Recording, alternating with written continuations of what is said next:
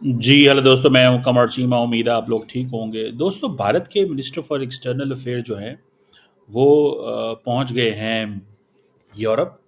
और यूरोप का उनका जो ट्रिप है ये बड़ा इम्पोर्टेंट ट्रिप इस सेंस में है कि राइट आफ्टर ऑपरेशन सिंदूर और पाकिस्तान के साथ जो 4 दिन का एक मिलिट्री कॉन्फ्लिक्ट रहा, उसके बाद foreign Netherland, Denmark and Germany जाना। What does this brings to India?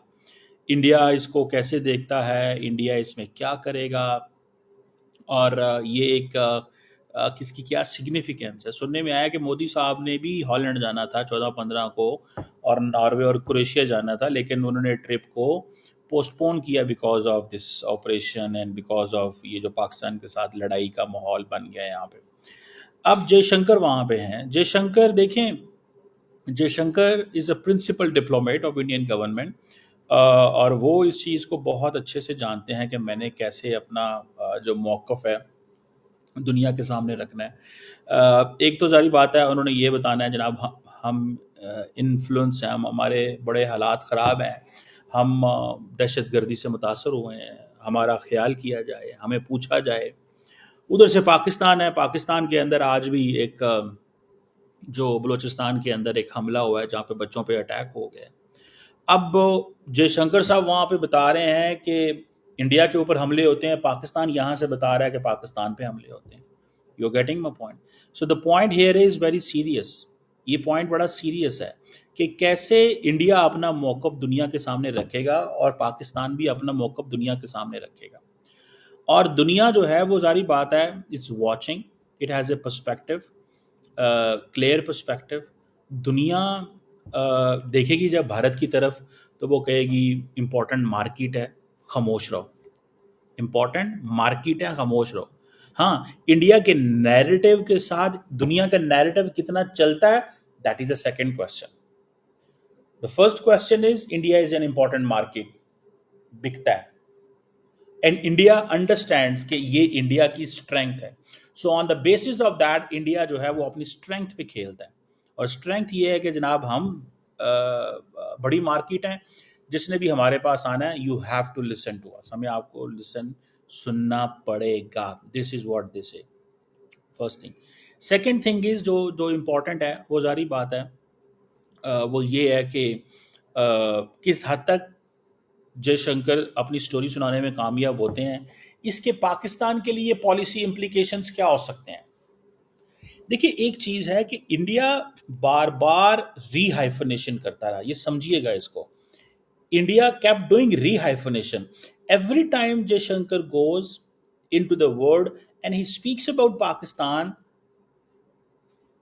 That is rehyphenation. So it was dehyphenation to rehyphenation.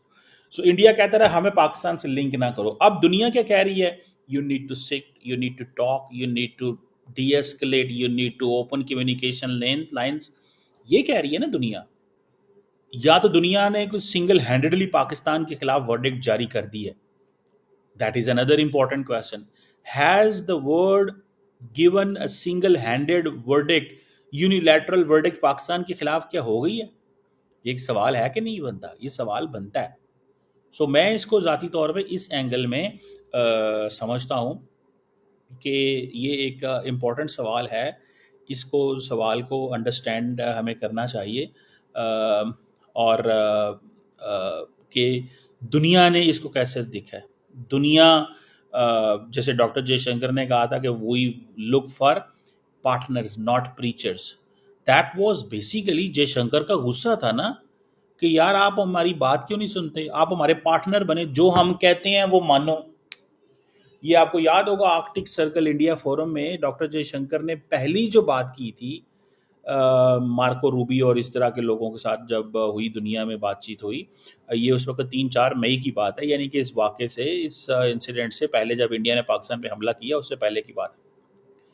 Arctic circle India forum में उन्होंने कहा था कि we look for partners. But question ये है कि Pakistan may be a smaller country as compare to India. India is a bigger country, but the great powers look this region not primarily from an Indian lens. The great powers want to look this region from their own national interest perspective. And उनका national interest perspective जो है that comes on China, Pakistan, India, Afghanistan, Iran. ये पांचों के पांचों, Iran के बारे में देखिए उनकी क्या पोजीशन है। Frankly speaking, to be frank and fair enough, have hasn't Pakistan delivered to the West on Iran? Pakistan has delivered to the West on Iran. आओ, क्या हम कारोबार कर सकते हैं ईरान के साथ? नहीं। क्या हम कोई लंबी चौड़ी बिजनेस डील्स कर रहे हैं ईरान के साथ? नो। इंडिया तो कहता है मैंने चाबहार पोर्ट बनानी है, हम तो नहीं कहते। तो क्या वेस्ट के स्ट्रेटेजिक कैलकुलस के अंदर ये बात समझ नहीं आ रही उनको कि पाकिस्तान कहता है कि मैं ईरान के साथ बिजनेस नहीं कर सकता बिकॉज उसके ऊपर सैंक्शंस हैं, और इंडिया क्या कहता है? इंडिया कहता है मैं तो उसके साथ कारोबार करूंगा, मैं तो वहां डॉलर लगा रहा हूं, मैं तो चाबहार पोर्ट में इतने मिलियन डॉलर लगाऊंगा, मैं तो अमेरिका को कहूंगा कि कितना जरूरी है ईरान के साथ कारोबार करना। इंडिया का जो सवाल जवाब है वो अलग है।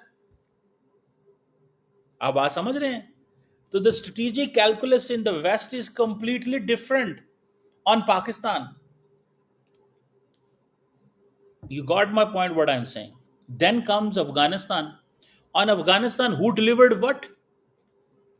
India did spend 2.5 and $3 billion max, कर लें आप, कि जी हमने वहां पे लगाया, डेवलपमेंट की, सारा कुछ किया।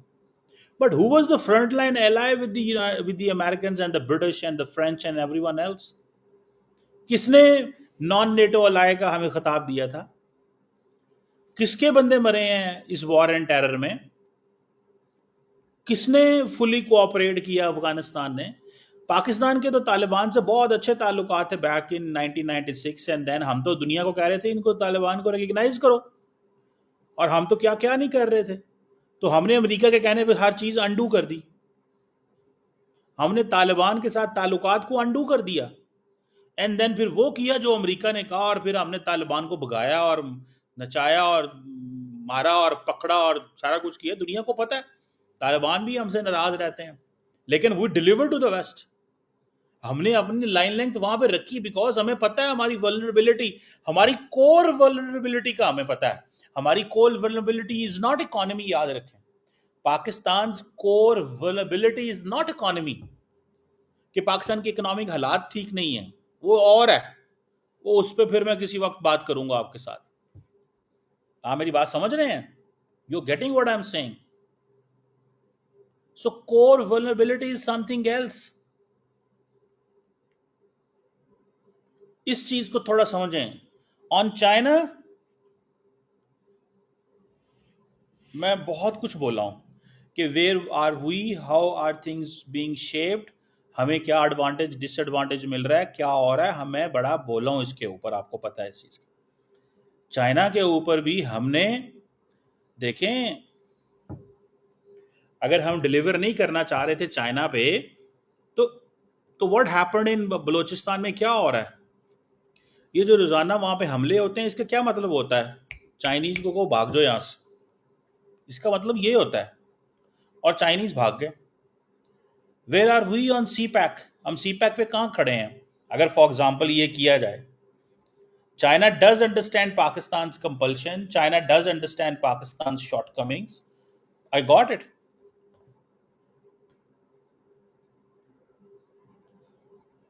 सो हम कहां खड़े हुए हैं? ये सवाल तो बनता है कि नहीं बनता? हम कहां खड़े हैं इस चीज में? ये चीज है जो मैं जानना चाहता हूं, मैं समझना चाहता हूं, मैं बताना चाहता हूं। सो क्यों इंडिया के स्क्रिप्ट में प्रॉब्लम आती है बार बार? सो इंडिया के स्क्रिप्ट में चैलेंज है, और वो चैलेंज इंडियंस अंडरस्टैंड करते हैं। इंडियंस कहते हैं हमने अपनी टर्म्स एंड कंडीशन पे चलना है। पाकिस्तान कहता है नहीं, हम कोऑपरेट करेंगे, इंगेज करेंगे, डायलॉग करेंगे, इन बिटवीन रास्ते में आएंगे, कुछ आप करें कुछ हम करते हैं।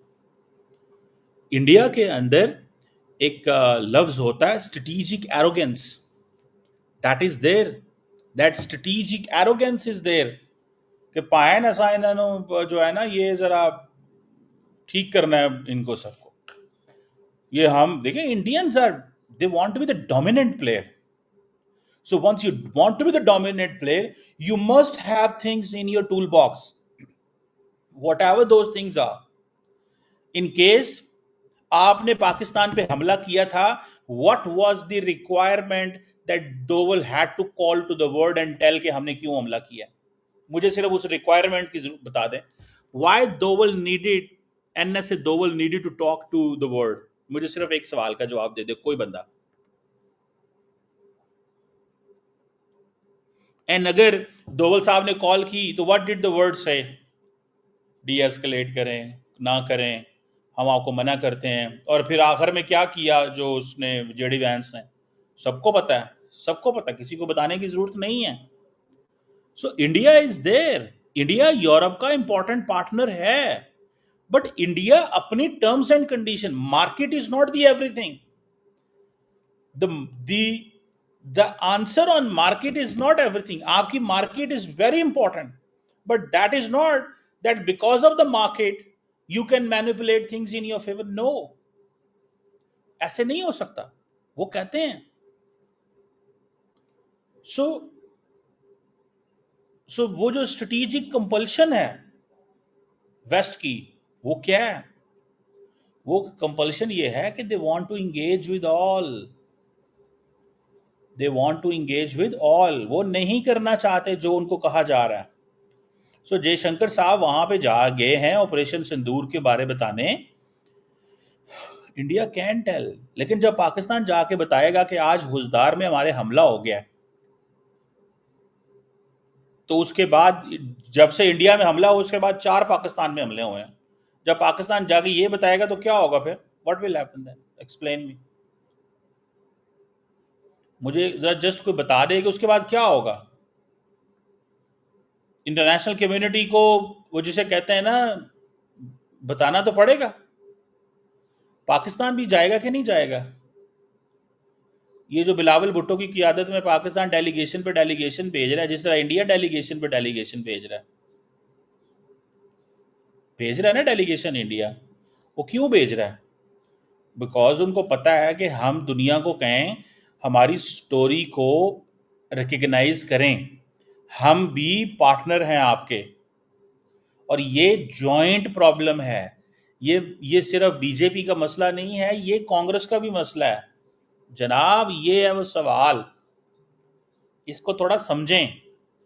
It is not just the problem of BJP और प्राइम मिनिस्टर मोदी और उनकी पार्टी का मसला नहीं है, ये मसला पूरे भारत का है।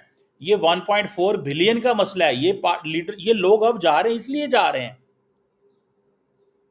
पता नहीं आपको समझ आ रही कि नहीं आ रही? समझ रहे हैं आप बात को? दैट इज द पॉइंट जिसको समझने की जरूरत है। इस पॉइंट को समझें। इंडिया की market is important, and then फिर सारे यूरोप ने किधर देखना होता है? फाइनल लुक किधर होती है? किबला किधर है सबका? अमेरिका बाद है, डोनाल्ड ट्रंप। सो हमें आज पाकिस्तान की मार्केट हो जाए बेहतर, आज पाकिस्तान में थोड़ा से डॉलर, यूरो, पाउंड स्टर्लिंग ठक ठक ठक ठक गिरने शुरू हो जाएं, बराबर हर चीज हो जाएगी। Because Pakistan delivers. मैंने आपको ईरान की मिसाल दी, मैंने आपको अफगानिस्तान की मिसाल दी, मैंने चाइना की मिसाल दी। मैं वो सेंट्रल सवाल का जवाब रख रहा हूं अभी कि वो कोर प्रॉब्लम क्या है हमारा वेस्ट के साथ, हमें उसका फिक्र रहता है। सो हम बहुत सारी चीजों में हमें उनके साथ मैनेज करना पड़ता है। सो पाकिस्तान डिलीवर करता है, इसको never under estimate this theory. ये जो पाकिस्तान की जो डिलीवरी है ना, इसको अंडर एस्टिमेट ना करें। जब रशिया से S-400 लिया था तो काटसा इग्नोर नहीं करवाया था। काटसा एक्ट जो था, अमेरिका ने कहा नहीं था कि इसके ऊपर हम इंडिया के पाबंदियां नहीं लगाएंगे। क्यों नहीं कहा था?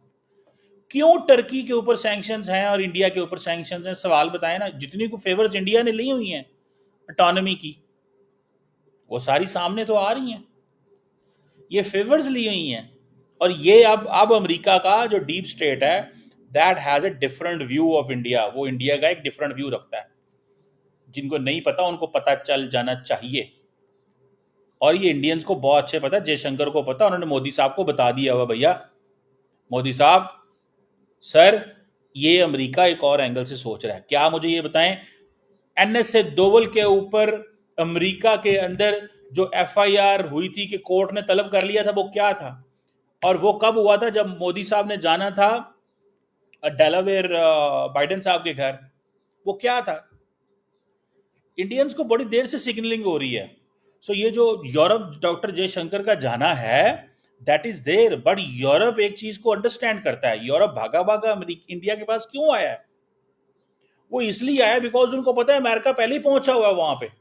ये जर्मनी का जहाज उतरता है, स्पेन का निकलता है, स्पेन का उतरता है, ग्रीस का चढ़ता है, ग्रीस का उतरता है तो जो है वो इटली के चढ़ता है, इटली का उतरता है तो फ्रांस आ जाता है इंडिया। ये क्यों सारे भाग भाग के आते हैं इंडिया? क्या ये जो एम्बेसीज बैठी हुई हैं इंडिया के अंदर, यूरोपियंस, उनको नहीं पता कि every Indian wants to go Europe? मुझे सवाल का जवाब दें इस पे।